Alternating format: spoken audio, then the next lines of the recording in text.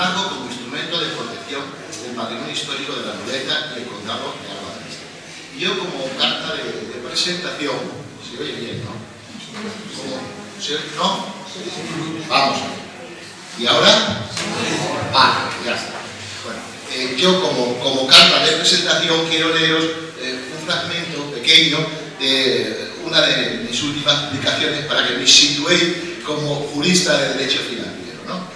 Para mí, promover la cultura y el patrimonio cultural es promover las artes y las letras, nuestra identidad, nuestros modos de vida, los derechos fundamentales del ser humano, los sistemas de valores, las tradiciones, las creencias. Promover la cultura en una sociedad es promover el desarrollo humano y económico de una sociedad. Es educar en valores, en racionalidad, en capacidad crítica, en ética, en compromiso social. La cultura construye un hombre nuevo, respetuoso con la diversidad, generoso, comprometido y defensor de la libertad y de la democracia. Trabajar por la cultura y para la cultura desde la gratuidad y la generosidad de cada ser humano en sus preferencias es construir una sociedad avanzada, positiva y mejor. Por tanto, el reto de crear una mentalidad de mecenazgo cultural, y este es mi objetivo, luchar por ello, es lo que convierte a la ciudadanía de este país, lo que la puede convertir y la debe convertir, en un ciudadano volcado en la cultura y en construir un mundo mejor en todos los sentidos. Y fomentar el mecenazgo cultural, que es la otra base o pata de esta conferencia, es hoy mucho más necesario que lo era hace unos años, porque desde la crisis económica iniciada hace más de una década, ha dejado en España un panorama desolador en el campo de la cultura y el patrimonio cultural. La austeridad de las administraciones públicas y la fuerte reducción del gasto público en cultura y patrimonio cultural han generado una situación de penuria, precariedad y abandono, y ello en un momento en que todo el arte y toda la cultura y todo el patrimonio cultural de cientos de conventos y monasterios está en un serio declive. Por lo tanto, para mí, trabajar por la cultura, por el patrimonio histórico español y por el mecenazgo, para conseguir que en este país se cree una mentalidad de mecenazgo, debe ser el objetivo por el que luchar y por el que trabajar. Bien, me gusta siempre, cuando voy a exponer algo, informar de los puntos que voy a desarrollar y el orden en el que lo voy a desarrollar. En primer lugar, yo quiero hacer una llamada de atención, porque estamos un poco perdiendo el norte de la ciudadanía. Hay que tener claro quiénes son los responsables principales de la tutela del patrimonio cultural. Y yo voy a utilizar eso como punto de partida, para que no olvidemos cuál es la realidad jurídica en este punto del Estado español. Después, si vamos a hablar de mecenazgo cultural y vamos a hablar de patrimonio cultural, me voy a preguntar y voy a intentar responder de la mejor forma posible qué hemos de entender por mecenazgo cultural y qué hemos de entender por patrimonio cultural. En el tercer punto voy a hacer unas reflexiones sobre nobleza y mecenazgo, artistas y mecenas, para ya directamente pasar a analizar el mecenazgo y el patrimonio cultural en la nobleza, en la historia. No quiero decir a lo largo de la historia, porque eso sería absolutamente desbordante. Después de darle muchas vueltas, he dejado al margen muchas cosas que son atractivas y he decidido centrarme en un periodo, en un momento. Lo otro resulta inabarcable, ¿no? Porque ese momento en el que me voy a centrar para mí es más interesante del mecenazgo y del patrimonio cultural. Lo puedo enlazar muy bien con el siguiente punto, que es la Casa de Alba de Este, mecenazgo, patrimonio cultural, en la etapa en que, no la única, y hay cosas también muy interesantes en otras etapas, pero sí, yo diría, la etapa más rica en temas de mecenazgo y de patrimonio cultural de la Casa de Alba de Este. Me gustaría finalmente poder dedicar unos minutos, aunque no fuese mucho, a la situación actual y al futuro del mecenazgo cultural, pero pienso que eso se me va a ir de hora y que lo tendremos que dejar para el coloquio de por la tarde, ¿no? Porque del pasado lo que tenemos que hacer es aprender para ir a un futuro mejor. Bien. Primera cuestión, el punto de partida. ¿Quién es el responsable de la tutela del patrimonio cultural en este país? Para mí está absolutamente claro en la Constitución española. ¿Se puede leer el texto? Sí. Es que hemos visto que había falta de interés. Bien, no importa porque lo fundamental se lo digo. Nuestra norma fundamental en España es la Constitución. Y la Constitución tiene un artículo, el 46, que para mí es claro y rotundo. Los poderes públicos garantizan y garantizarán la conservación. A las comunidades autónomas les faltó tiempo para pedir todas las competencias que podían, y entre ellas, evidentemente, la del patrimonio histórico, que generó una discutible. Todas las comunidades autónomas, pese al poco tiempo transcurrido, dictaron su ley de patrimonio histórico y no satisfechos ya hay una segunda generación, con lo cual ahora cuando tengo que trabajar con la materia tengo que trabajar con 34 textos legales de patrimonio histórico de comunidades autónomas y ponerlo en contraste con la ley del 85, que no hay forma de hacerla avanzar. Me consta por las personas que lo han hecho, que en esta legislatura se ha realizado un esfuerzo muy importante en el Ministerio de Cultura precisamente para cambiar la ley del 85 en el tema conceptual, que se nos ha quedado totalmente obsoleto. El trabajo está hecho, el fin de la legislatura ha impedido que la ley continúe, pero espero que cuando esto se ponga en marcha sea de las primeras leyes para hacer avanzar ese concepto que, ya digo, actualmente no nos sirve, ¿no? Por lo tanto, primero el Estado, luego las comunidades autónomas y también con la ley de haciendas locales, la ley 7 del 12 de abril, los ayuntamientos tienen competencia en materia de patrimonio histórico artístico. Es cierto que los ayuntamientos esta competencia la tienen que desarrollar dentro de la normativa que rige su forma actual. No tienen el grado de autonomía para ejercer la competencia que tiene el Estado o que tienen las comunidades autónomas. Por lo tanto, que lo tengamos siempre presente. En esta materia, los primeros obligados son los poderes públicos y tenemos derecho a exigirse. Luego decía, una vez que hacemos la llamada de atención, vamos a plantearnos dos cosas. ¿Qué es mecenazgo cultural? ¿Qué es patrimonio cultural? Mecenazgo cultural. Esta es una definición personal. Puede coincidir más o menos con uno con otro, pero quiero señalar que la he realizado yo pensando en el año 2019, lo cual nos va a crear un problema. No se me adapta la historia, no se me adapta la Casa de Arte, pero claro, yo estoy en el año 2019. Y tengo que señalar que entiendo por mecenazgo cultural la contribución privada para la planificación, el desarrollo y la ejecución de todo tipo de actividades culturales, dentro de las cuales el patrimonio cultural es una más, que tengan interés social y sean carentes de ánimo de lucro. Fíjense, yo en la diapositiva anterior he dicho, los responsables del patrimonio cultural de España, del patrimonio histórico, son los poderes públicos. En el mecenazgo no son los poderes públicos, somos nosotros los ciudadanos los que desarrollamos actividades de carácter cultural, de interés social y sin ánimo de lucro. Por ejemplo, lo que la Asociación Alconetar realiza en esta sala. Es el mejor ejemplo y el más inmediato que puedo poner.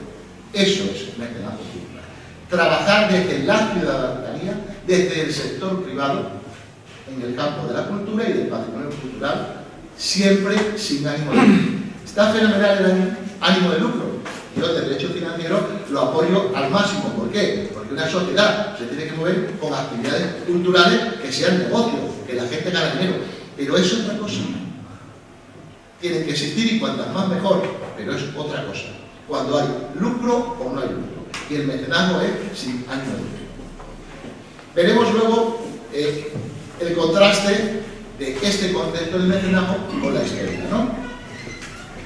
¿Y qué es el patrimonio cultural? Si ven ustedes, yo me refiero siempre a patrimonio cultural. Considero que ya es necesario olvidar un poco el tema patrimonio histórico, que está muy bien, pero que la realidad se impone, ¿no? Bien, antes adelante, tenemos una ley de patrimonio histórico del año 85 para todo el territorio español. Hay luego 17 leyes en la segunda generación, lógicamente no puedo poner las 17, ¿cuál utilizo? La de la Comunidad Autónoma de Extremadura, ¿no? Y si ven ustedes en negrita, yo os he resaltado lo que considero que ahora para mí es más importante poner de relieve. Y es por qué un bien cultural es patrimonio histórico, es patrimonio cultural. Pues es patrimonio cultural todo bien cultural, todo bien que tenga un interés histórico, artístico, que sea algo valioso para la colectividad y que tenga ese valor. ¿Qué es lo que quiere decir esto?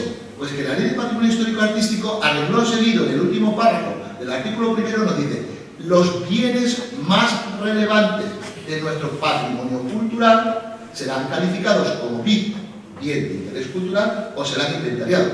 Por ejemplo, un convento como San Antonio en Garrovilla, por su gran valor, por su gran interés cultural, está declarado bien de interés cultural, porque es un bien relevante.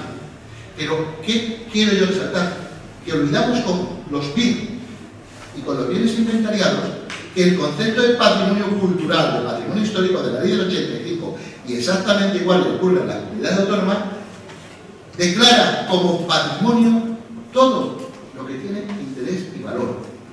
¿Qué quiero resaltar? Quiero resaltar que en una ciudad, una localidad como Garrovilla, además de un BIC extraordinario como el convento de San Antonio, o una plaza, o pronto el órgano, ¿no? Hay otros bienes que son patrimonio de menor interés, pero que evidentemente dan identidad a esta localidad, a su historia, a su propia personalidad. Y ahí entra mucho el mecenazgo de la ciudadanía. ¿Puede la ciudadanía acometer la rehabilitación de un BIC de la categoría extraordinaria de San Antonio de Garrovilla? Por favor, hacen falta millones de euros. Ahí los poderes públicos, ahí las instancias internacionales es donde tienen que dar esto de pecho. ¿Dónde puede actuar el mecenazgo de una localidad? Tenemos muchos ejemplos. Hay municipios en España ahora mismo con 9 habitantes que están sacando mecenazgo cultural y rehabilitando el retablo de su iglesia. 9 habitantes como mecenazgo cultural. Pero un retablo cuya cuantía de rehabilitación eran 20.000 euros, y ya es un esfuerzo que 9 ciudadanos consigan la financiación a través del mecenazgo para rehabilitar ese retablo, ¿no? Podéis ver muchos ejemplos en la página web de Hispania Nostra, ¿no? Ese que es el más llamativo porque han sido solo 9 ciudadanos. Hay otros municipios moviéndose con 164 ciudadanos y consiguiendo cosas realmente importantes. Ahí está el campo de negocio. Pero, volviendo a nuestro patrimonio cultural, también Extremadura establece que el patrimonio es todo lo que posee interés para la colectividad, en el campo que sea: la historia, el arte, la arquitectura, la arqueología, etnológico, científico, técnico, documental, bibliográfico. Todo es patrimonio cultural y cada cual tiene que trabajar en el más próximo, en el más inmediato y en el que tiene capacidad para hacerlo. Yo entiendo, a mí me gusta mucho cómo funciona esto en Francia, por lo que se llama el patrimonio de proximidad, traducido, ¿no? Que hace una fundación estatal, en la que me están moviendo todas las pequeñas localidades de Francia para que recuperen vía mecenazgo la fuente de la localidad, un columbario, una pequeña puerta, una ventana, un arco que ha quedado, pequeñas cosas que las pequeñas poblaciones evidentemente pueden absorber, y se deja Versalles para los poderes públicos. ¿No? Ese es para mí el criterio de visión.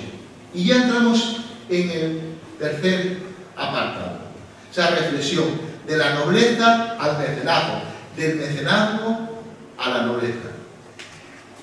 Desde la más remota antigüedad, nobleza y mecenazgo andan de la mano. Realmente la palabra mecenazgo nos viene de mecenas. ¿Y quién era mecenas? Pues era un noble etrusco de la ciudad de Arezzo, en Italia, donde están los maravillosos frescos de Piero de la Francesca, una bellísima ciudad muy cerca de Perugia, en la que he tenido la suerte de estar bastantes veces. Y este noble etrusco, ¿qué es lo que hace? Pues actividades culturales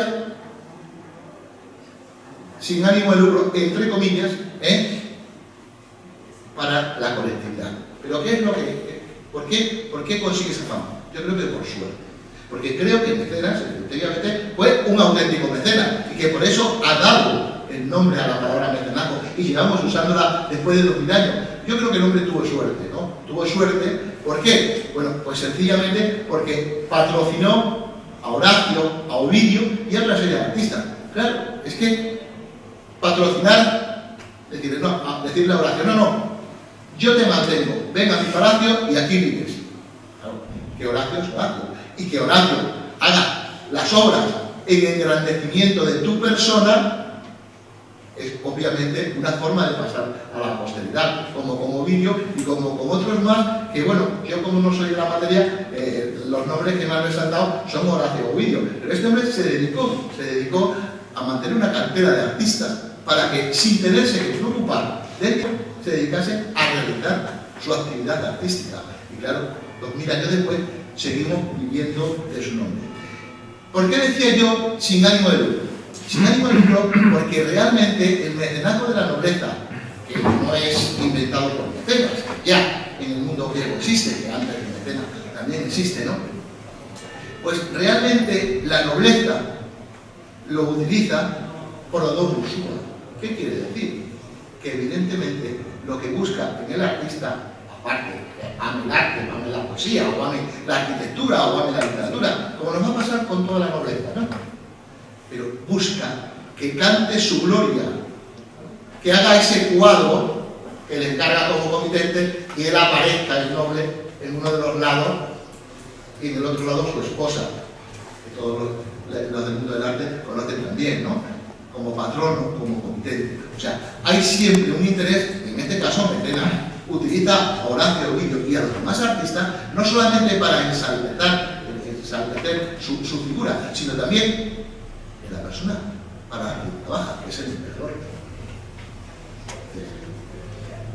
Bien, por lo tanto, tengamos presente este punto de partida, que por eso quiero hablar. Porque la nobleza efectivamente va a actuar como mecenas. Pero fíjense, según he podido comprobar, y no puedo detenerme en el tema de la propia Casa de Realista con los que van de mi rey a las Américas, hacen actividades culturales y las hacen desde la gratuidad y las hacen por el pueblo y organizan eventos poéticos, artísticos, de todo tipo, ¿no? Gratis, pero evidentemente lo hacen como autoridad, igual que en Roma se hacía pan y circo, o sea, con un sentido de enaltecer su figura, un sentido de haber pasado por el sitio y dejar tu arco de triunfo en un campo o en otro, ¿no? Igual que las casas nobles, que han estado organizando, pues en concreto varias de ellas, siempre justas poéticas, por ejemplo, ¿no? Bien. De la nobleza al mecenazgo es muy normal. La gente culta, la gente preparada, la gente con dinero puede permitirse hacer mecenazgo y además, a través de ese mecenazgo, elegir edificios, encargar obras que perpetúen su estirpe, ¿no? Piensen la cantidad de capillas, de capillas mayores, de conventos, que la nobleza en España ha pagado. Si vamos a Santa María, si vamos a cualquier iglesia, ¿qué vemos? Los escudos de la nobleza. ¿Por qué lo pagaban? Para dejar su sello. ¿Y cuál era ese? Su escudo. Aquí estoy yo, para la posteridad, ¿no? Eso hasta tal punto que recordemos el triste episodio del convento franciscano de Cáceres, ¿no? Donde una ilustre noble cacereña decidió llegar a quitar los escudos de los reyes católicos porque ella era más importante y acabó el tema en una muerte y luego en el destierro de la señora, ¿no? O sea, a esos niveles, digamos. Nos crean un patrimonio cultural, nos crean un mecenazgo, pero con alta frecuencia va unido a dejar el sello de su estirpe a a su propia imagen, ¿no? ¿Y del mecenazgo se puede llegar a la nobleza? Pues sí, porque de todo hay en la viña del Señor. Hay un episodio muy interesante de una persona que se convierte en noble por ser mecenas y se convierte en grande de España por ser mecenas. Los documentos jurídicos de Alfonso XIII, en que primero lo nombra marqués y un año después lo nombra grande de España, da la razón por ser un gran mecenas, por tu labor de mecenazgo. Este era un español de los muchos que a finales de, o sea, sobre 1980, más o menos, no, 1890 más o menos, va a Cuba, ¿no? Y monta unas azucareras importantes, se hace muy rico, es suficientemente inteligente para vender su gran empresa a los americanos antes de que Cuba se pierda, con lo cual se vino con el dinero para España, donde siguió enriqueciéndose como industrial brillante, ¿no? Creando puestos de trabajo, lo que nos hace falta, gente así. Y cuando ya su vida está avanzada y tiene un enorme capital, ¿qué decide? Me dedico al mecenazgo. ¿Quién es? Pues el marqués de Valdecilla. A lo mejor lo de marqués de Valdecilla no le suena, pero si le hablo del hospital de Valdecilla, de la Fundación de Valdecilla en Santander, o del Palacio de la Magdalena, o de un montón de institutos médicos de Madrid, entonces ya sí. Este hombre coge su capital y se dedica, yo quiero que la sanidad española sea mejor y dedico mi dinero sin contraprestación ninguna como auténtico mecenas para crear hospitales, para crear edificios artísticos, toda una fundación, etcétera, etcétera. Alfonso XIII dice, hombre, esto es lo que necesitamos. Grandes empresarios que primero nos creen un puesto de trabajo y luego dediquen su capital al mecenazgo y a construir un mundo mejor. Primero lo hace Marqués y luego lo hace grande de España. Lo curioso es que he leído algunos documentos de Santander de la época en lo que para la ciudad de Santander este señor no era el marqués de Valdecilla, para ellos era el marqués de Santander. Digamos, igual que en el pasado un caudillo podía ser elegido en etapas de los visigodos por aclamación, ya había sido declarado noble por el pueblo, que lo llamaba marqués, pero de Santander, en prensa y en muchas cosas, por considerar que era la persona generosa, que era auténtico mecenas. Por lo tanto, sí hay casos. Hay otros casos también muy interesantes que no reciben ese reconocimiento, pero que tengo tiempo de desarrollarlo, en los que he podido comprobar que bueno, pues, la gente pues sí es generosa y teniendo nivel económico potente decide lo que pasa. Y algunos de los casos que he encontrado y que más me han gustado son de personas que lo han hecho desde el anonimato y en algunos casos se ha descubierto después de su muerte porque prohibía que en vida nadie supiese que ese coro, esa iglesia, ese órgano se estuviese realizando. Si después de muerto se enteran, ya le da igual. Pero eso sí que me parece a mí que es el auténtico mecenazgo. Alguien que lo hace para la colectividad y lo quiere hacer desde el más absoluto anonimato, al menos mientras viva. ¿Y qué quiero expresar con esto del mecenas al artista, del artista al mecenas? Pues quiero ya centrarme en esa etapa de la nobleza, en esa etapa de la Casa Real Valladolid a la que yo quiero llegar para analizar un patrimonio cultural, para analizar el mecenazgo. Veamos, desde la antigüedad, pero mucho más en el Renacimiento español, italiano, porque cuando veamos el patrimonio cultural, veamos también cosas de esa etapa, nos encontramos con que los artistas, pues claro, quieren dedicarse a su arte, sea la pintura, sea la poesía, lo que quiera que sea, pero tienen que comer todos los días y mantener a su familia. Con lo cual ha sido tradicional que monarquía o casa noble cree su elenco de artistas que viven en esa casa noble y que tienen asegurado su sustento. Son los propios mecenas, los propios artistas los que lo buscan, ¿no?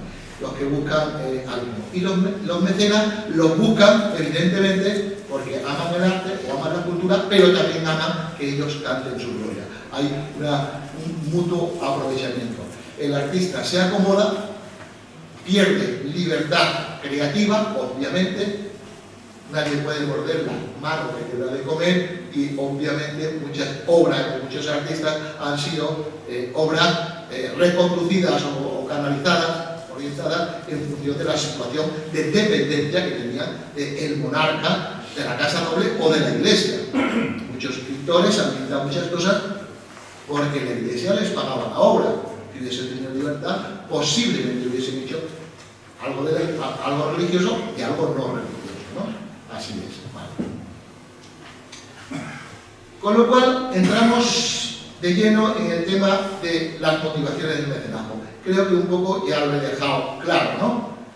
El altruismo, el 100% de generosidad, existe, es verdad, es extraño. Lo encontramos, pero hay que buscarlo.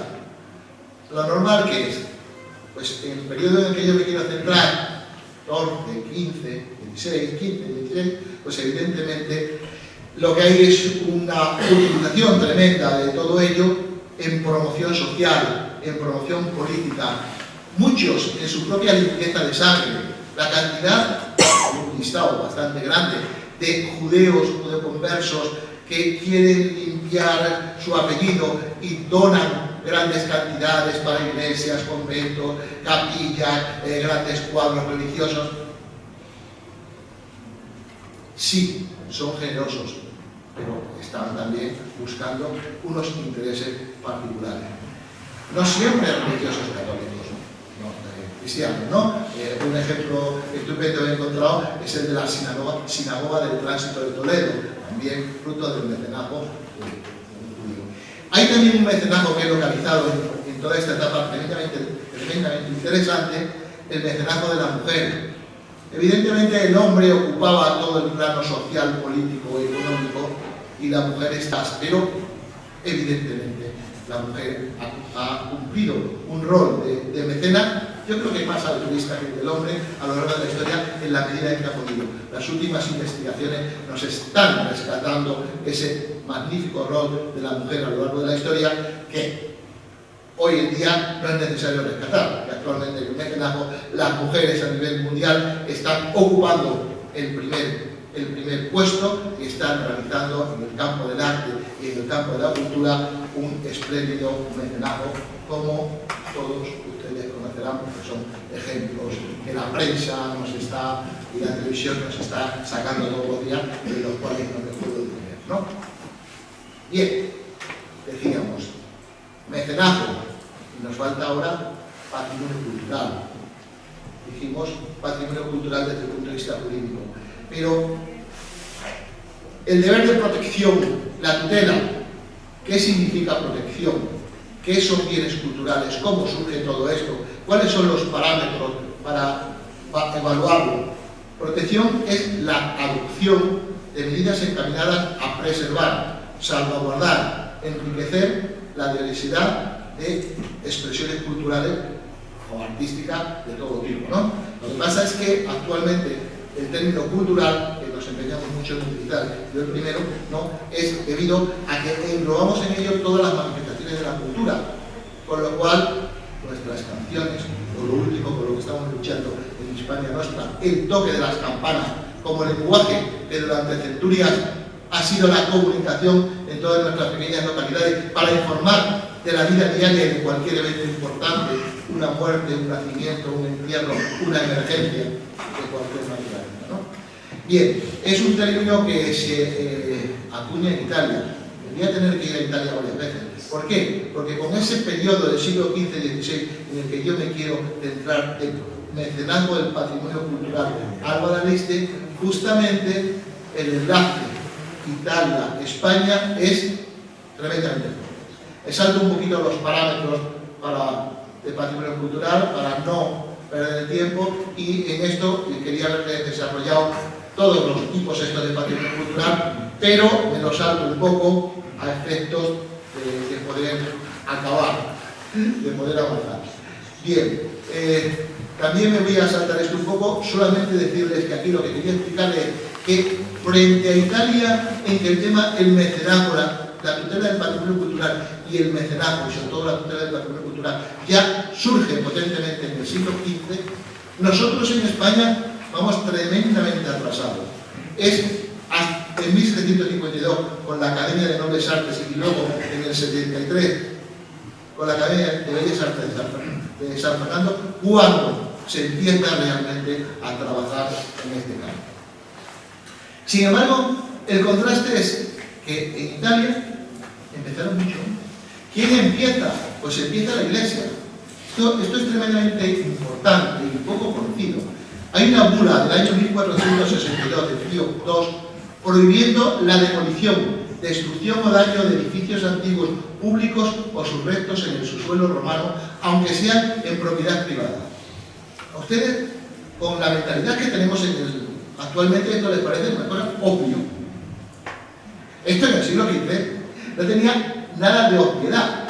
España, realmente, hasta hace muy poco tiempo, no ha superado el concepto de propiedad privada. En Europa, la propiedad privada era sagrada, intocable. La propiedad privada era el ius utendi et abutendi, el derecho de abusar y usar sin límite alguno. ¿Qué es lo que sucede? Que lo que en España prácticamente hasta el siglo XX no empezamos a superar y a considerar, oye, que el patrimonio cultural, aunque esté en tu casa, aunque tú te encuentres al hacer el cuarto de baño una pieza arqueológica, eso deja de ser tuyo. Pero eso lo vieron claro los papas en 1462 y aquí nos ha costado 500 años. Pero otra cosa interesante, no solamente están todas esas bulas, sino que también en ese periodo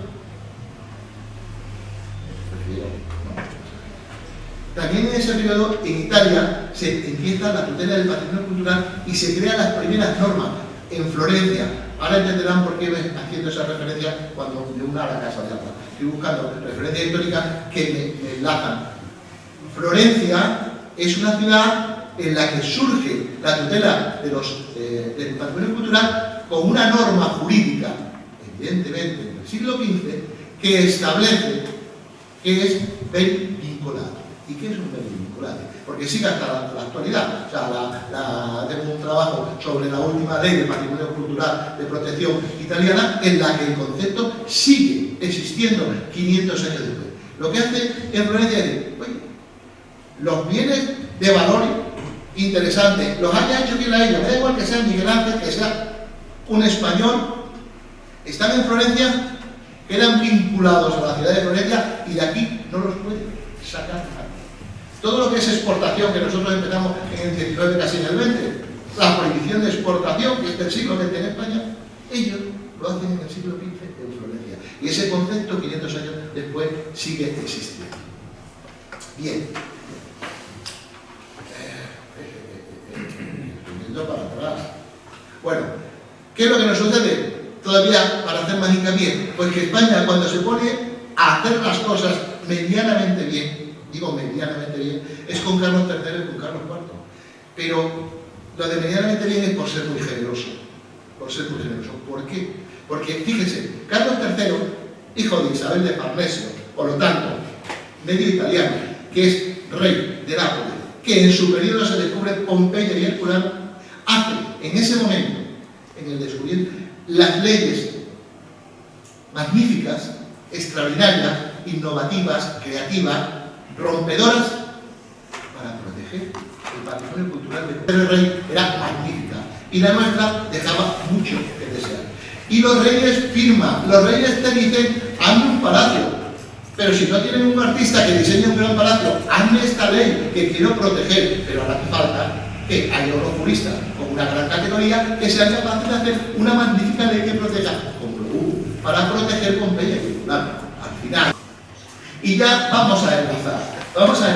Yo he hecho esto, que no soy historiador, pero me he atrevido a hacerlo, ¿no? Bueno, ¿por qué? Porque yo, Víctor me tiene que dar un día en la clase, llegó un momento en que me estaba volviendo loco. Leía de un conde de Alba, leía de otro, de hijos de matrimonio, y yo me encontré un gran Matías que tuve que coger papel y lápiz y empezar a casarlos.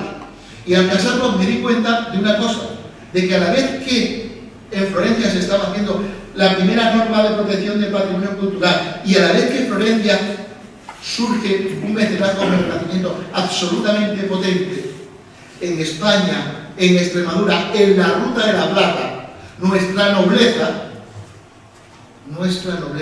la única nobleza, para mí la única casa noble. No sé por qué le llamamos ni casa de Alba, ni casa de Divina Sedonia. Si son todos los mismos. Si son todos los mismos. Si es solo una familia. Pero vamos a ver. Si el tercer duque de Alba de Este se casa primero con Aldonza, que es hija del duque de Alba, pero después, cuando se muere, se casa con una sobrina, nieta del duque de Alba. Primero con el hijo, con la hija, y luego con la sobrina. Y el siguiente se vuelve a casar con otra prima hermana. ¿Qué son? Unos serán Alba de Este porque se quieren llamar Alba de Este, y otros se llaman Alba de Tormes porque se quieren llamar Alba de Tormes. Pero si en estas generaciones, en la primera mitad del siglo XVI, del año 1500 a 1550, se están casando entre sí, pero que se casan con la tía y luego con la sobrina. Y el hijo se casa con la prima, que es sobrina, con lo cual, de pronto, con uno de ellos dice, bueno, este señor es suegro, yerno, cuñado, nuero, yo qué sé, es todo de los Albas, y los Albas de él ocupa todo el estadio familiar. ¿Qué es lo importante de eso? Pues vamos a ver, yo me he puesto de pronto, año 1500, 1550, Ruta de la Plata, los Alba para mí de Aliste y los Alba de Tormes son los mismos. Padres, hermanos, primos, casados todos entre sí y todo el día juntos, porque cuando tienes la Navidad te va a casa el suegro. Una vez es el suegro, es aquí arriba y luego aquí abajo, porque el mismo personaje es suegro de un Alba y suegro. Y a la vez él es yerno de un Alba y luego suegro de otro Alba. Pues, ¿qué hacen? Reunirse a través de esa Ruta de la Plata, en la que están todos, porque el segundo se casa con Isabel de Zúñiga, que están en Plasencia. Los otros se casan con la hija del duque de Béjar, el bosque de Béjar. O Alba de Tormes. ¿Y qué es? Abadía.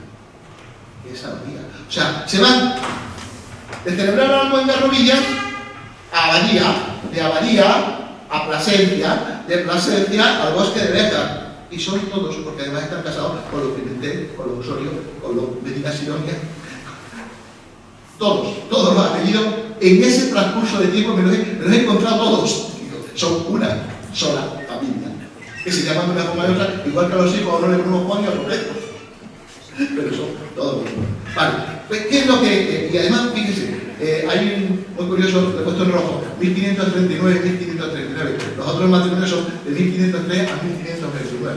Vale, ¿por qué? Porque Pedro, el rey de Nápoles, que antes sacó Víctor, tiene una hija, Leonor, que casa con Cosme I de Medici. Año 1939. Esto está movido por Carlos V.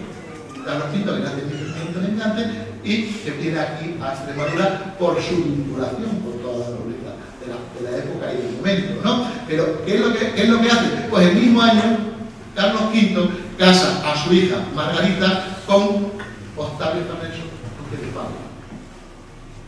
Primero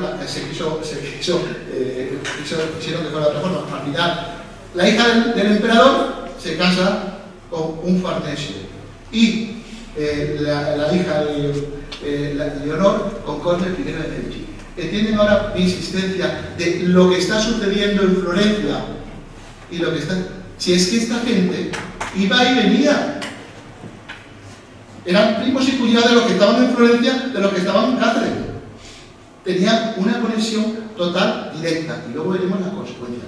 ¿Dónde va el patrimonio cultural? Pues cuando una Alba de Tormes, entre comillas, se casa con un Alba de Aliste, lleva su ajuar, lleva su patrimonio cultural mobiliario, que va a un lado y la siguiente generación vuelve al otro lado. Hacer los inventarios debe ser tremendamente curiosísimo. Me llamó la atención también que Leonor, y la hija de Pedro, el rey de Nápoles, es la abuela de María de Medici, reina de Francia. O sea, sus enlaces son tremendos por todos lados. Vale, esto ya nos deja y me voy a la fuente de... Yo no conocía a Víctor, por lo tanto no sabía que iba a hablar. No, hemos conocido físicamente, hoy todavía hemos podido hablar. Vale, enlaza con esa maravillosa fuente. ¿Por qué? Bueno, pues porque yo conocí la historia de la fuente cuando desde la asociación de amigos fuimos a que mi mujer nos explicase Abadía, a la asociación de amigos del Museo Postel. Entonces yo me quedé impresionado con Abadía y con esas puertas, 4 puertas majestuosas de un jardín renacentista de estos señores que eran Alba de Aliste y Alba de Tormes, porque si el marido era Aliste, la mujer, y si la mujer era Alba de Aliste, el marido era Alba de Tormes. Con lo cual, ellos son los que iban y venían. Pedro de Ibarra, son virrey de Nápoles, virrey de Palermo, gobernador de Milán, su hija está casada en Florencia, todo en la misma época.